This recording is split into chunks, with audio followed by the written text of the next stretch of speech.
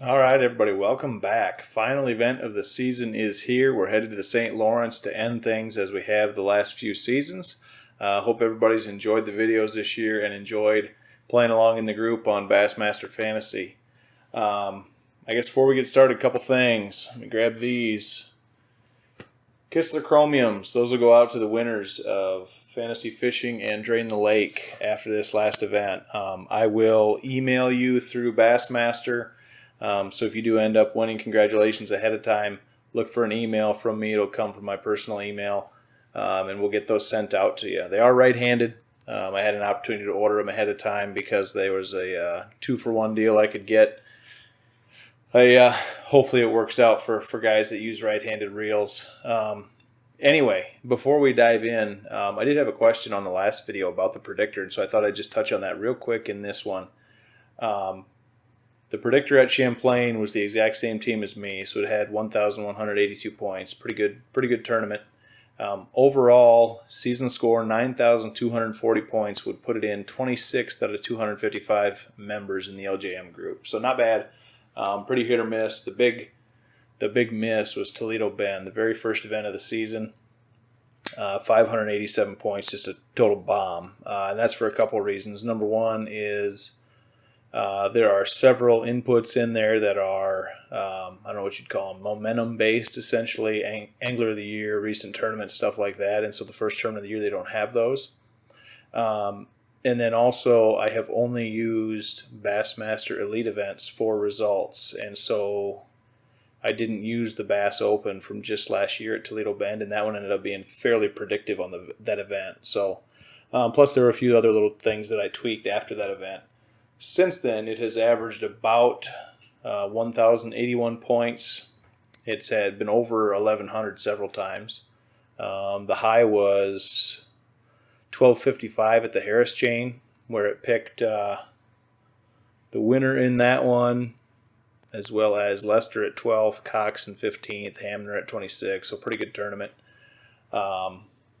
But yeah, it's been a little up and down, but for the most part, it's been really good this season. I intended to do kind of a man versus machine thing this year with these, but in those first videos of the season when it was so chaotic because I was moving and getting everything going on, I just never had time to get that set up. So maybe that's something we'll roll out next year and go head-to-head with that guy. Anyway, without further ado, last event of the season, let's jump in. We'll start with Bucket A for the St. Lawrence. The St. Lawrence is interesting because we have a ton of history here, obviously.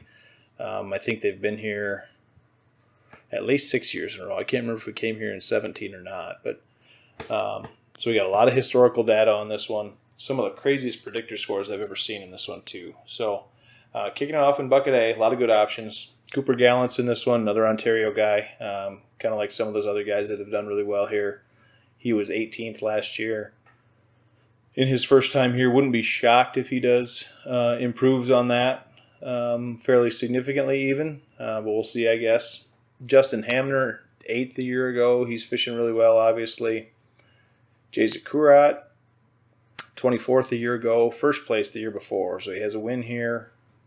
Patrick Walters has done well here. In fact, he won it last season.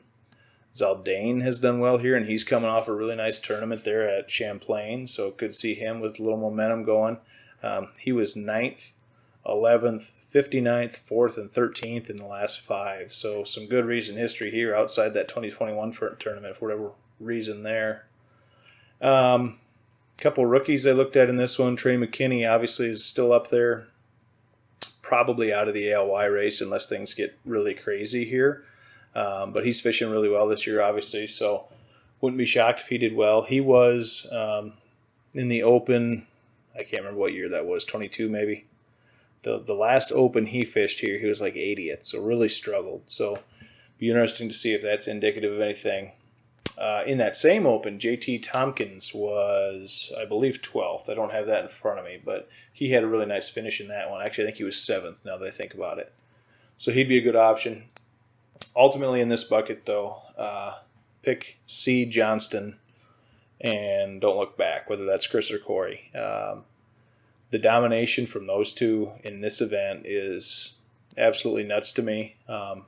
In fact, since they joined the Elite Series in 2019, between the two of them, they have one finish outside the top 7, and that was Corey's finish in 2019 at 36th. Since then, Corey has gone 7th, 4th, 2nd, and 6th. Chris from 2019 on went 2nd, 1st, 5th, 6th, and 2nd. Chris is 2nd place in AOY. I can't remember. I think he's 2 points out. So my pick ultimately in this one's going to be Chris Johnston. I think he gets the win. Probably gets enough points to seal the deal on Angler of the Year. Well-deserved, really great angler. And yeah, I feel pretty comfortable with either one of those. I'm taking Chris in this one. He does have the higher percentage, so Corey might give you an opportunity to make up some points on some people picking Chris in this one, but I don't think it's going to be a lot because I expect them both to do really, really well. On the predictor side, these are 2 of the two of the highest I've ever seen. In fact, I believe this tournament has the 3 highest predictor scores ever. Chris Johnston, the pick in this one, 85.05. Perfect score on the predictor is 100, and that includes a lot of little things that are virtually unattainable. Like just for example, in order to have a perfect score, some things you would have to do would be have at least 5 tournaments with an average finish of 15th or better. You would have to be, I think, top 5 in AOY for that momentum thing. Just a whole bunch of stuff going on that you would have to have more than 50% pick percentage. That's an interesting one. That's, long story short, that's one of the first things I added to it, because when I charted all these different things against how the anglers ultimately did in the tournament, really, really high percentages was actually one of the strongest indicators of how guys did. I suppose just because guys, if when you're getting picked that high, there's a good reason for it. So that makes some sense. But anyway, Chris Johnston, 85.05, and Corey Johnston, 81.6, top 2 in this one. Jay Zakurat was a guy I really thought about in this one as well. 66.05, really, really good score. Just happens to be outshone by those 2 in this one. Into bucket B. The predictor scores will reflect the drop-off in this one in terms of past performance. This is a bucket. There's a lot of good options. One really, really great option, and that's kind of shown in the pick percentages. But of the guys I did not pick, Justin Atkins here was 2nd 3 years ago, as well as 15th in 22. He did stumble a little bit to 55th last year, so that's a little disheartening. Stetson Blaylock was 3rd here in 22. Drew Cook has been good here the last 3 years. Greg Hackney has a top 10. Tyler Rivet was 16th last year, decent finish. Kyle Welcher, 5th a year ago, so he could do well again. But ultimately, a guy that really, really stands out in this bucket, and not just in his finishes, but in the pick percentage as well, Taku Ito. And he's who I'm taking. He's my pick in this one. 4th, 13th, 1st, and 6th in his 4 tournaments here. So really, really strong. I don't know. It's just, I hate going with somebody picked by 63%, but it's hard to pick against him in this bucket. I don't feel like there's another angler in this one that really can hold a candle to his sustained success in the St. Lawrence. So he's my pick in this one. Predictor goes with me on there. 80.2 is his score. Once again, really, really high. And the drop-off here on the predictor side, they have Brandon Palaniuk in 2nd place, 43.65. So nearly half the score that Ito has in this one. Into bucket C. Sorry, that was a crazy smack there. Yeah, do it again for you. Anyway, into bucket C. I actually think this is a little deeper bucket than B, honestly. Brandon Cobb's here. He's done well. Excuse me. 23rd a year ago, 11th in 21. Greg DePalma's in here. He is consistently strong at this event, not somebody that has ever really, really competed for the win.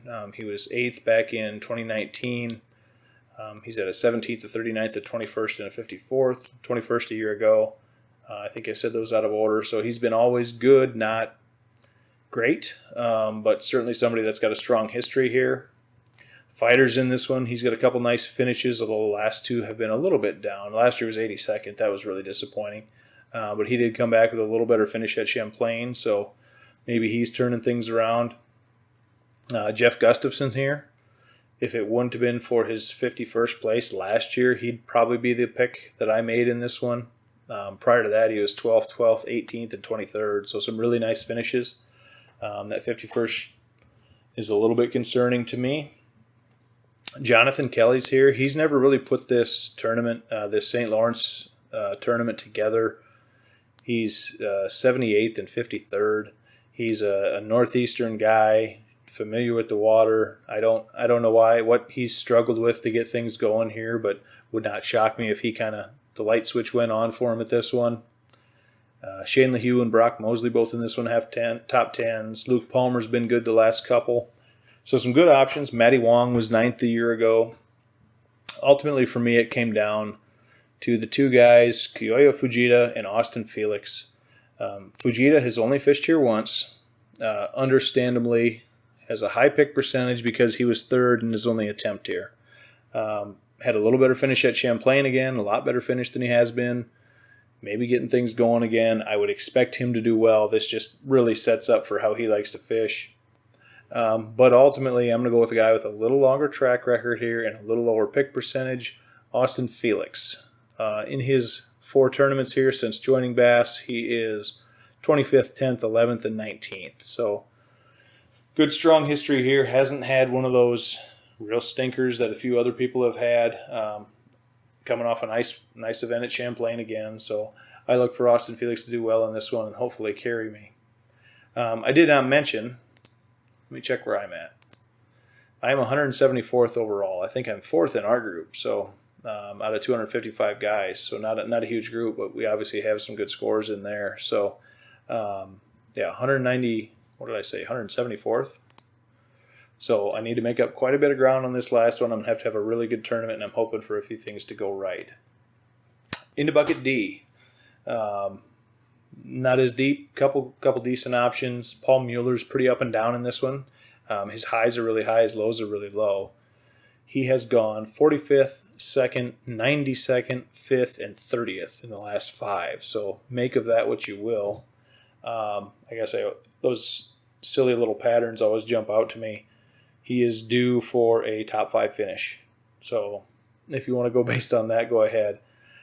Clark Wendlandt, typically been strong in this one. Really struggled last year. He was in 70th. Prior to that, he'd been top 10 3 straight times.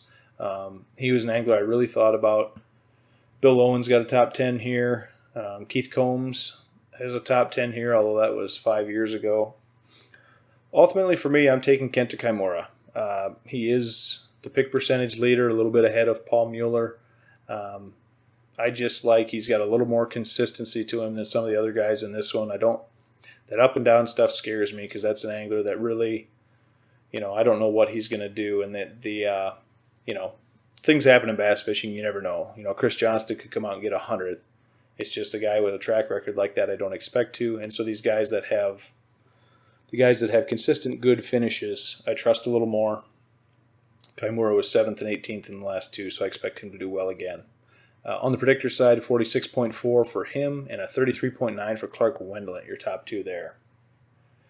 And last but not least, bucket E. A couple really good options here. David Mullins has done well here. 7th and 21, 16th and 22, so some nice finishes. Scott Martin was 10th a year ago. He could build on that and keep doing well here. Ultimately, the pick percentages in this one really reflect what I think is a 2-man bucket, and I have had both of them picked. I started out with Cifuentes, and ultimately I switched to Matthew Robertson. Cifuentes only has the 1 tournament here, but he was 17th last year, so not as much history, but obviously really strong finishes. Matthew Robertson started off with a stinker back in 21, 79th place, but he has followed that up with a 17th and a 12th.